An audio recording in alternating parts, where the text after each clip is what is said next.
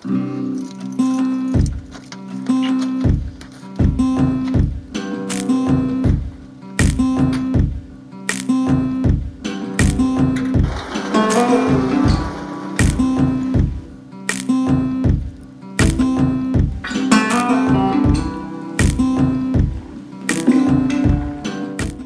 how's it going, everyone? Brennan here, back for another video. First of all, thank you for taking the time out of your lives and checking out what I've got going on over here at the property. It really means a lot to me that people are actually interested in what I'm doing over here. And I just want to share this experience with you of what I'm calling the Homestead Project.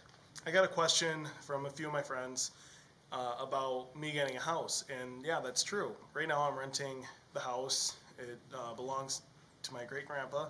He built it back in the 60s, and he lived here from then up until 2011 when my great-grandma passed away.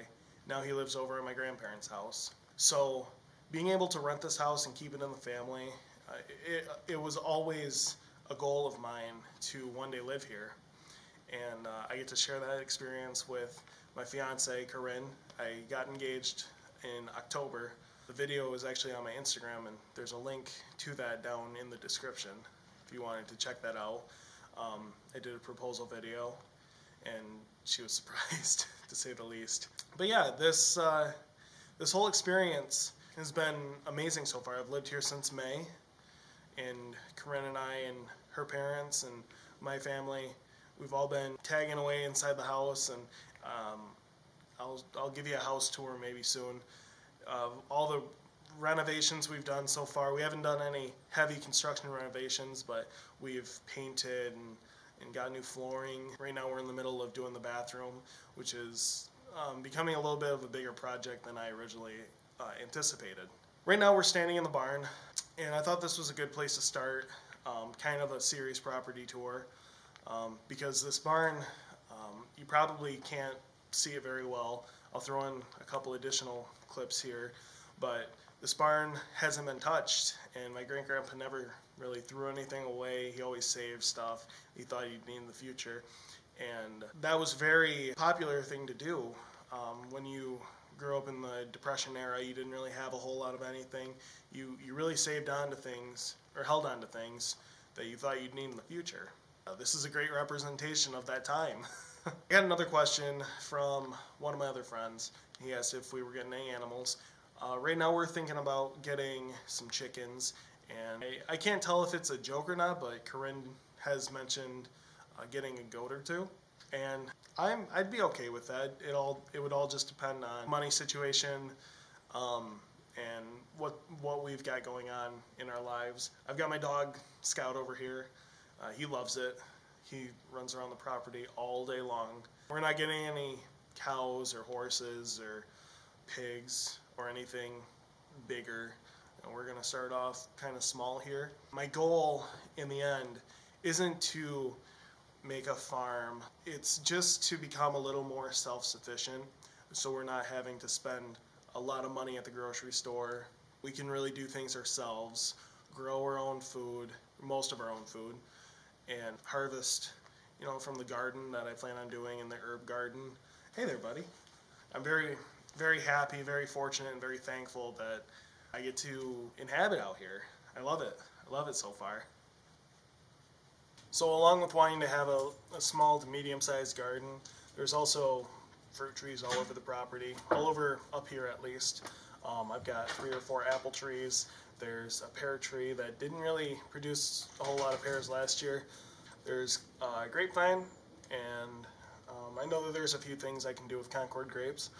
And there's also wild blackberries that grow all along the woods and the property. So there's no shortage of edibles out here. And then for the garden, do a little bit more research, figure out what else I want to put out there. We will have to figure out what's going in the herb garden. I just want stuff to be able to cook with. Corinne's an amazing cook, her mom's an amazing cook, and I know that the herbs aren't going to go to waste. Once it warms up a little bit, I'll take you on a better property tour. Like I said, it's all snow right now. It's hard to distinguish features of the property, and we haven't really done much yet. We've been really focusing on getting the inside of the house painted, the doors painted, update everything, update the pendants, update the lighting.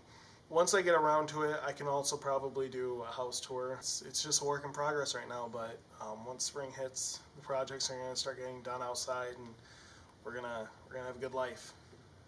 So as you've seen, it's cold, snowy, frozen outside. There's not a whole lot going on around here except for pushing snow and the occasional cutting of wood, which I wanted to address again. The house is heated by propane. It's not a wood furnace house. The wood I was cutting in the last video was just for the fireplace upstairs. The fireplace kicks out a decent amount of heat from what I know. I've only had one fire in it so far, and that was a creosote log. And I've been up on the roof and checked for creosote. When my grandparents lived here, the fireplace wasn't used more than once or twice a year just for holidays, but I love fire, and I plan on having a fire in there pretty regularly.